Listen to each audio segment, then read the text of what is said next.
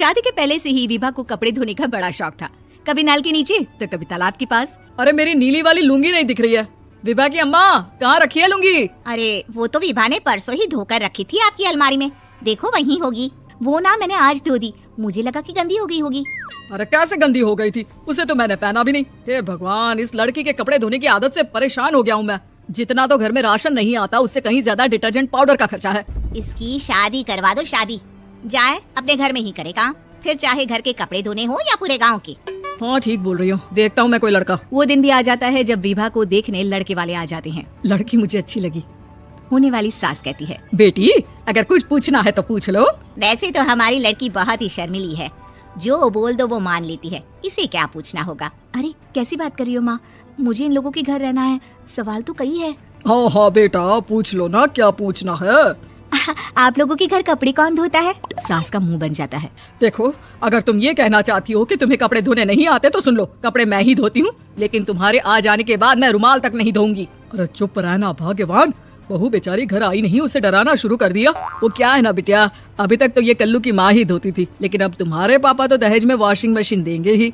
तभी विभा की माँ बोल पड़ती है, सवाल भी पूछा तो क्या। वैसे भाई साहब, मशीन की तो फिर भी कपड़े धोने की कैपेसिटी होती है, मतलब जो बिटिया दे रहे हैं ना विभा, इसे कपड़े धोने का बहुत शौक है। ये आप लोगों के क्या, आस पड़ोस गांव मोहल्ले सबके कपड़े धो दे और उफ तक ना करे। बाहर देखा नहीं आपने कितने कपड़े सूख रहे हैं, सब हमारी बिटिया ने ही तो धोए हैं। बस भी करो ना माँ, शर्म आ रही इतनी तारीफ सुनकर। और तो और एक दाग निकाल कर दिखाओ तो मान जाओ। हाँ अच्छा अच्छा, माफ करना बेटा, मैंने गलत समझा, हमें तो रिश्ता बहुत पसंद है। और ऐसे जुड़ जाता है रिश्ता कपड़े धोने का शौक रखने वाली विभा का। उसकी शादी हो जाती है कोयला फैक्ट्री में काम करने वाले कल्लू के साथ। शादी के बाद अचानक विभा चिल्लाती हुई सास के पास आती है, सासू माँ, अरे सासू माँ कहाँ है आप? ये तो धोखा है, धोखा दिया आप लोगों ने मुझे। इसे ससुर के चक्कर के बारे में पता चल गया। अरे तो उसमें तुझे क्यों धोखा मिला है? अरे नल में पानी नहीं आता, कपड़े कैसे कब धुलेंगे? अच्छा अच्छा, तू पानी नहीं आ रहा उसकी बात कर रही है? तो आपने क्या सोचा? कुछ नहीं। अच्छा तेरी माँ ने कहा था कि कपड़े धोने का शौक है तुझे, याद आया मुझे। शौक शौक बोलकर कपड़े धोने वाले मेरे जुनून को कम ना आके सासू माँ, कपड़ा धोना मेरा गुरूर है। तभी पति भी वहाँ आ जाता है। अभी अभी मैंने इसे सनी देओल की फिल्म दिखाई है, उसी के डायलॉग मार रही है माँ। अच्छा सुन, साफ साफ बता रही हूँ, पानी सुबह 4 से 6 और शाम को 10 से 12 आता है, समझी? विभा टाइमिंग सुनकर हैरान हो जाती है। ये क्या भूतों का मोहल्ला है? सुबह 4 बजे उठकर कौन कपड़े धोता है? 4 बजे टंकी में पानी जाता है, फिर सारा दिन धोना ना, किसने मना किया? अरे कैसी बात कर रही है, 200 लीटर की टंकी में कितने कपड़े धो लूंगी मैं, सुबह ही उठ जाऊंगी मैं। अब क्या था, विभा सुबह 4 से लेकर रात के 12 बजे तक कपड़े ही धोती रहती। एक रोज सास पड़ोस से निकलकर कहीं जा रही होती है कि साथ वाली कहती है, हाँ कल्लू की माँ, जरा ये बताओ कि 2 साड़ी है, 2 ब्लाउज और 1 पेटीकोट और 1 नाड़ी वाला लंबा कच्छा। हाँ तो? अरे तो क्या, कितना लोगी धुलाई ये बताओ। धोबन दिख रहे हैं हम क्या? हमारे पति सरकारी नौकरी से अभी अभी रिटायर हुए हैं और बेटा सुपरवाइजर है कोयला फैक्ट्री में। धोबन समझ रखा है हमें? हाय रे कल्लू की अम्मा, माफ कर दो, वो तो मोहल्ले में यही सब बता रहे थे कि तुमने बहू को कपड़ा धुलवाने के काम में लगा दिया है। सास को पड़ोसन की बात सुनकर गुस्सा आ जाता है। वो घर पहुंचती है जहां घर के बाहर ही इतने सारे कपड़े सूख रहे होते हैं जितने कि किसी धोबन के घर पर। अरे ओ कल्लू की दुल्हन, बाहर निकल।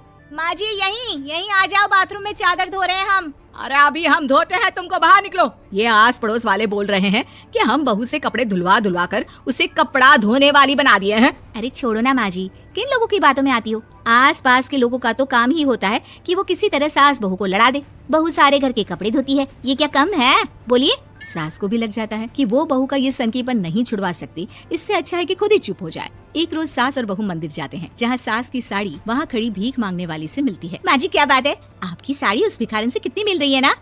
हाँ देखो तो दोनों की साड़ी मिल रही है। क्या बात है कल्लू की अम्मा, तुम खुद को तो अफसर की बीवी बताती हो और ऐसी सिंपल सी प्लेन साड़ी पहनकर घूमती हो। सिंपल और प्लेन नहीं है ये साड़ी। तो क्या सोने के धागे से फूल बने हैं?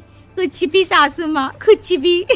हाँ बने थे इस साड़ी में सोने के धागे से फूल। मेरे पति लेकर आए थे मद्रास से स्पेशली मेरे लिए 10,000 की। ताहे भाई साहब इस भिखारन के लिए भी सेम टू सेम साड़ी लेकर आए होंगे 10,000 की। सास उस वक्त कुछ नहीं कहती, लेकिन बहू के साथ घर आती है और अलमारी से एल्बम निकाल कर लाती है। ये साड़ी देख रही है, ये वही साड़ी है जिसे मैंने अभी पहना था। इस साड़ी में ये जो चमकदार फूल दिख रहे हैं ना, ये सोने के धागों से काढ़े गए हैं। लेकिन तू लोकल वॉशिंग मशीन ब्रश से घिस घिस कर सारे फूलों को निकाल कर साड़ी प्लेन कर दी। मुझे माफ कर दीजिए सासू माँ। और तो और, जब मैंने तुझे तेरी गलती के लिए कुछ नहीं कहा, लेकिन तूने तो सबके सामने मेरा मजाक ही बना दिया। क्यों? बहू को समझ में आ जाता है कि अब से उसका कपड़े धोना